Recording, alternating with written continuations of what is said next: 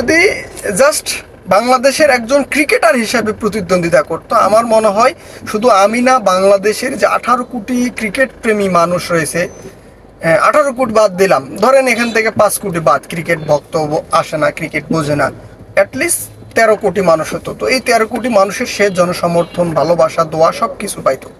কিন্তু এখন যে সে একটা রাজনৈতিক পরিচয় নিয়ে আবার এই যে মাঠে নামতেছে, সে কি সাকিব, মাশরাফি এদের মতো সে ভুলটা করতেছে না?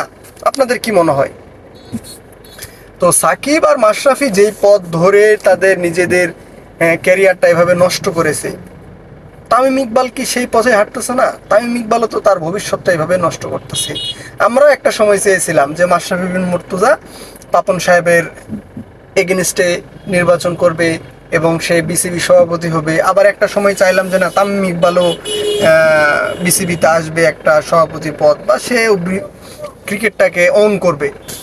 তো এই জায়গা থেকে আমরা এখন যে পরিসংখ্যানটা দেখতে পাচ্ছি, তামিম ইকবাল খান তার রাজনৈতিক পরিচয় নিয়ে মাঠে নামছে। এই ইশরাক হোসেন কেমন লোক এটা আমরা সকলেই জানি, তার পরিচয় আর আমাদের কাউকে করিয়ে দিতে হবে না।